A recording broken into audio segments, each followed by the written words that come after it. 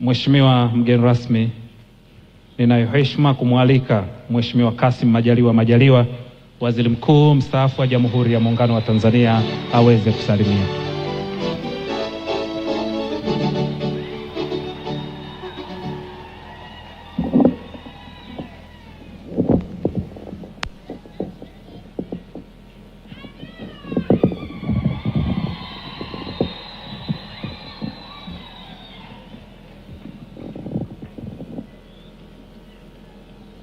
Tumsifu Yesu Kristo.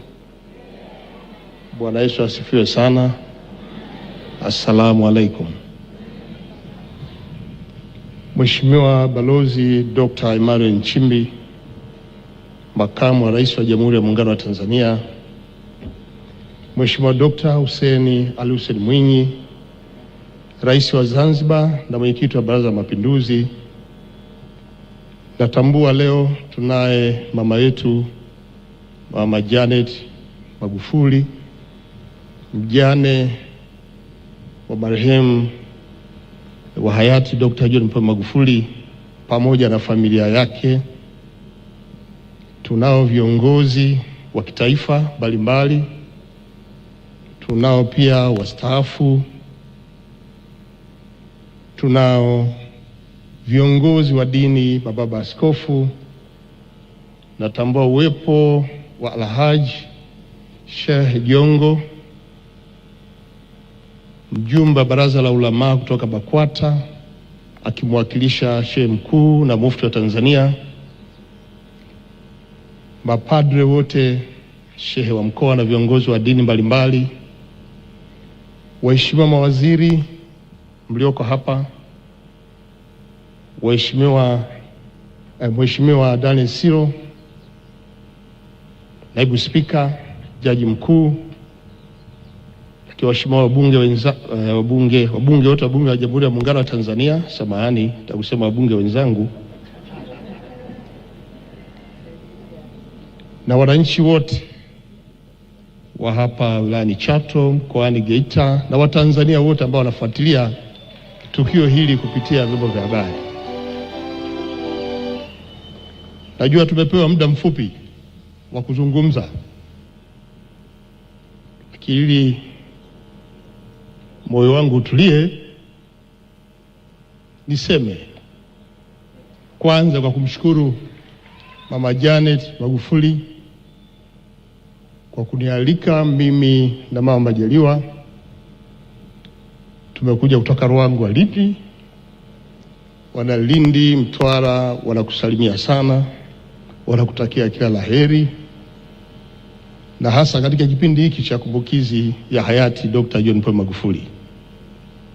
Leo tunakutana hapa maalum kwa ajili ya kumkumbuka aliyekuwa kiongozi wa taifa hili, aliyekuwa rais wa Jamhuri ya Muungano wa Tanzania awamu ya 5, mpendwa wetu hayati Dr. John Pombe Magufuli. Baba wa taifa alipokuwa analihutubia taifa kwenye kifo cha aliyekuwa waziri mkuu hayati Edward Moringe Sokoine mwaka 1984, alisema tutamkumbuka marehemu Sokoine si tu kwa sababu alikuwa mchapakazi, kwa sababu wako watu ndio wanachapa kazi.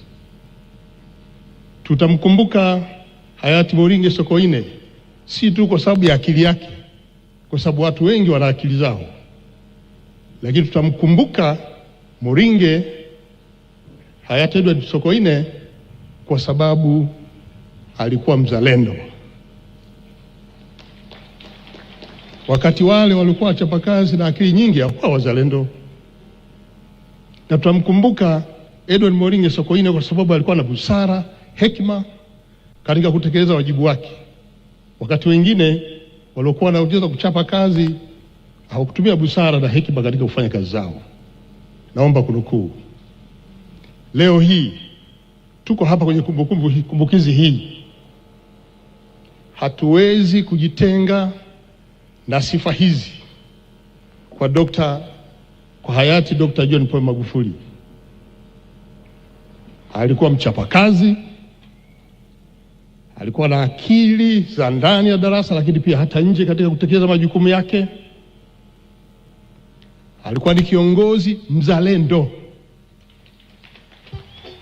Uzalendo unajengwa na uwajibikaji, uaminifu, uadilifu, lakini pia kupenda maendeleo na matokeo ya kazi hizo. Huu ndio uzalendo. Hayati yeye alikuwa ni mtu mkweli, lakini pia alikuwa hana mzaha katika mambo yake na ni mkali. Alikemea maovu, wezi wala rushwa, wabadhirifu wa mali za umma, na yule ambaye hakufuata misingi hii aliachana naye. Huu ndio ulikuwa utaratibu wake. Leo pia tunamkumbuka hayati Dr. John Pombe Magufuli. Sisi ambao tulikuwa karibu naye tuliweza kushuhudia na kunufaika na busara zake na hekima zake katika kuongoza taifa hili, na hasa kutambua rasilimali za nchi na wananchi wenyewe na wanyonge wakiwepo.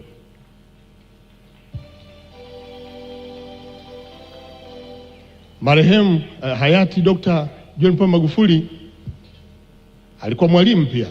Sisi ambao tumekaa jirani na yeye kwa kipindi kirefu toka anaanza jukumu lake mpaka anatangulia mbele za haki, tulijifunza mengi.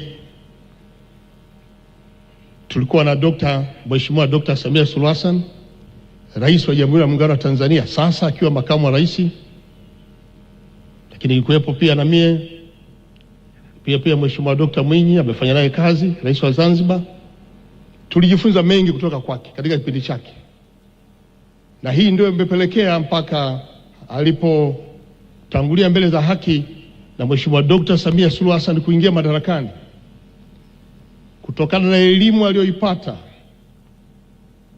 na kutambua malengo aliyokuwa ameyaweka, imemsaidia na imemwezesha Mheshimiwa Dr. Samia Suluhu Hassan kutekeleza miradi yote ya kimkakati iliyoachwa na marehemu. Baba Askofu alipokuja hapa ameeleza vizuri ile miradi ambayo iliachwa, na ile yote tunaendelea kuitumia sasa ni kwa sababu Mheshimiwa Dr. Samia Suluhu Hassan ameitekeleza na anaendelea kutekeleza. Hii ni manufaa ya ualimu ambao ametuachia hayati Dr. John Pombe Magufuli. Leo tukiwa hapa tunatambua kwamba Watanzania, Wanageita, Wanachato, tunajiona kabisa kwamba tumempoteza. Hatunaye. Nataka niwaambie tunaye, yupo kwenye mioyo yetu.